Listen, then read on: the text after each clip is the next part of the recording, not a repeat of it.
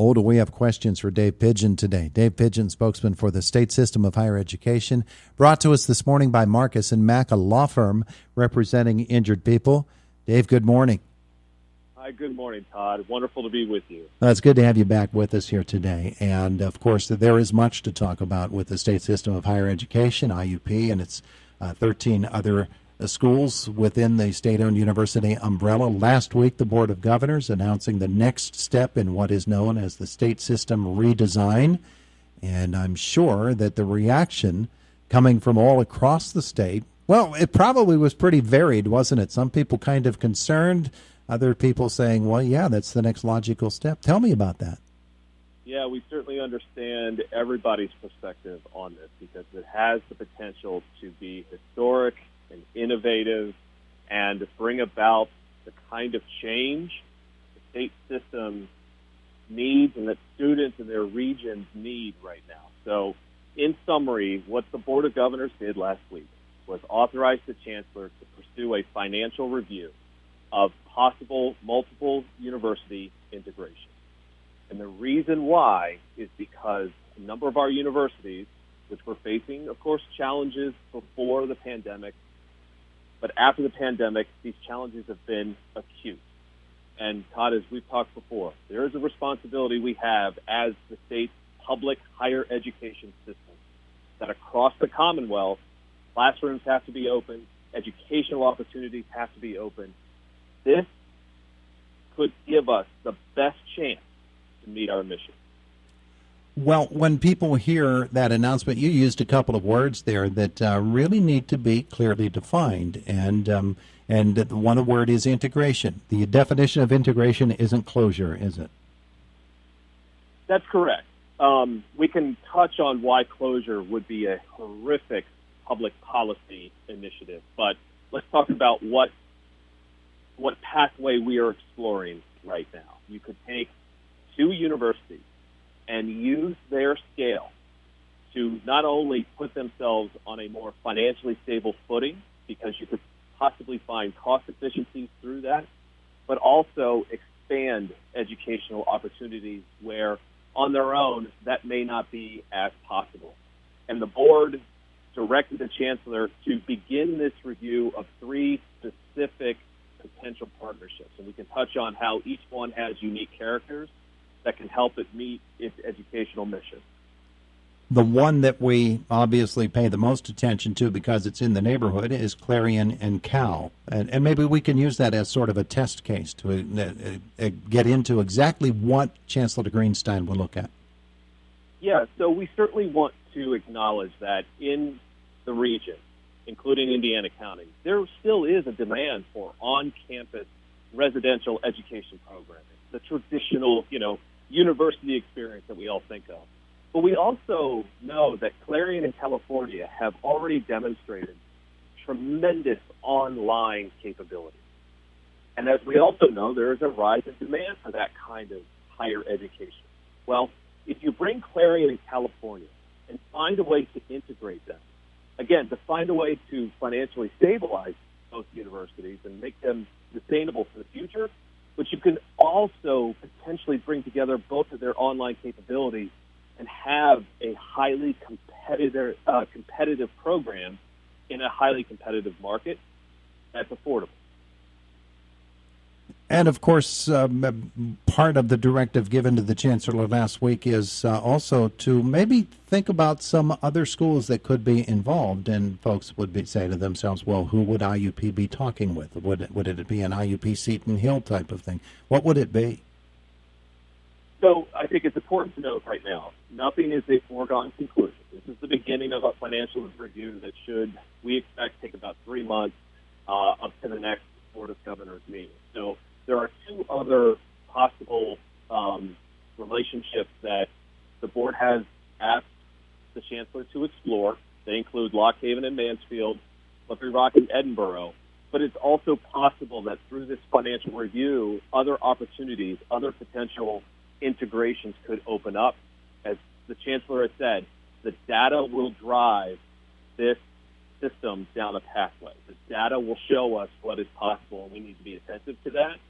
And we could touch on those other two and what they could bring to their region. Mm-hmm. But ultimately, this needs to be a data-driven review, and it's going to be very interesting to see what it's going to tell us. Yeah, yeah. I'm listening to the Board of Governors last week, watching on Zoom as they were going over these deliberations. There were a number of concerns raised, not only in relation to the state system redesign. I think everybody was pretty much on board with moving forward with that, because that was the situation or the scenario where we had the most prior information. But there were some other things that were discussed, and Dr. Jamie Martin, APSCUF union head, of course, here from IUP, raised the concern about the faculty and their unease, let's say, at the potential for going back to school as the plans are right now with coronavirus. 70% said they would not be comfortable going back on campus at this point. Could you talk a little bit about that and how the state system is answering their concerns? Sure. Dr. Barton very eloquently made APSCUF's position at the Board of Governors. We continue to have what we think is a very positive and healthy collaborative relationship with APSCUF. But their concern is our concern, and that's why the state system put forth a framework on how fall 2020 could happen in terms of reopening or what was possible. And that includes, of course, the universities adhering to CDC and state Department of Health guidelines, but it also provides paths for faculty and staff who feel that they are at risk for them to work with their employer on possible arrangements. But the university plans, as they have rolled out, as they've been developed, they have and continue to involve local stakeholders, including faculty and staff. I would also touch on, and I think we talked about this last time, Todd, when we talked, the importance of the social compact. That faculty and staff and students, the entire university community is looking at the university and looking to the university to say, can you help us make this as safe and as safe as possible? And we, in turn, look to the members of the campus community and say, your part in all of this is to be attentive to those guidelines and to wear masks and to practice social distancing. Together, that compact is how we just might be able to make it through the fall semester. But we also have to be attentive, again, to what's the data telling us. We've seen now 2 universities make decisions to roll back and do remote instruction, Westchester and East Stroudsburg. That is what we believe, and that's what they believed was right for their universities. We wanted to put together a framework that allowed universities to make decisions based on what their unique infrastructure is, what their community circumstances are, and to make sure that they had the flexibility they need to make decisions that were right for their campuses.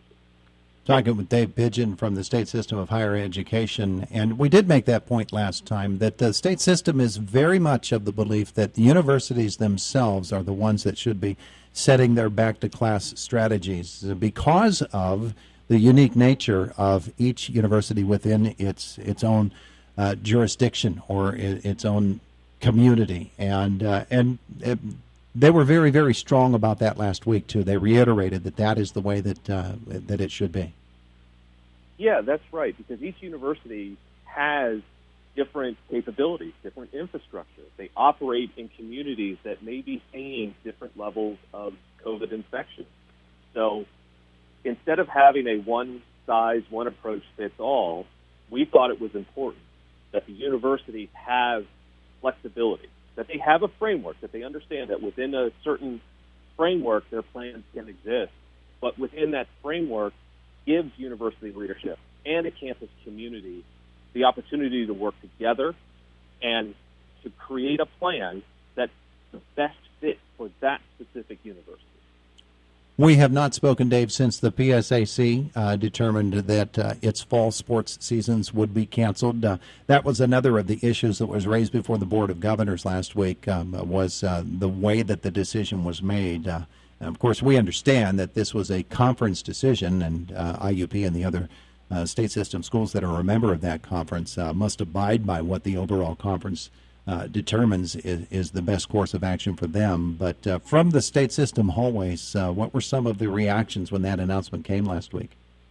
Well, I think, yeah, as you mentioned, it's very important that we touch on the PSAC's decision. While it does impact our campuses, it's not within the responsibility of our Board of Governors. We also understand the decisions that have to be made. They are difficult, heartbreaking decisions sometimes, like this decision. Can you imagine an athlete, a student athlete heading into the fall with as much hope as he or she may have, and then to have this decision happen? But decisions have to be made that put the health and safety of our students and our campus communities first. That's the framework that our universities are working under when it comes to possibly returning to classrooms or operating in hybrid modalities or remote instruction. So we understand how difficult a decision like that is to make. We also want to be compassionate to those students that this impacts. Yeah, it's certainly something that is going to be a part of their lives now for the rest of their lives. They're going to look back at 2020 and say that was the year that could have been my great stride forward, and maybe given me a chance to move forward with my sport or whatever it might be. But at the bottom line Todd, let's touch on something there real quick. The class of 2020 and the class of 2021 and 2022, and maybe another one or two beyond that. Think about what they are going to be in terms of historic university classes when you think back. They have already demonstrated the ability to persevere through incredibly difficult circumstances. And this Commonwealth, the workforce, is going to need the kind of character that these students have. They've already faced adversity. They are meeting that adversity as they head towards graduation. So, again, difficult decision obviously has an impact, but these students are already demonstrating an incredible perseverance. Talking with Dave Pidgeon from the State System of Higher Education. We began our conversation with the State System Redesign. I want to end our conversation on that vein as well. Chancellor Greenstein is going to make his recommendations or file his report, should we say, later in the fall, probably sometime around October, and then it moves forward. This is not a chiseled in stone. This is the final decision, and this is the way it's going to be. This is a fluid thing, isn't it? That's right. This begins with financial review, and then there are a number of steps that have to be taken, and it also includes tremendous accountability to the State General Assembly. It's also consultative.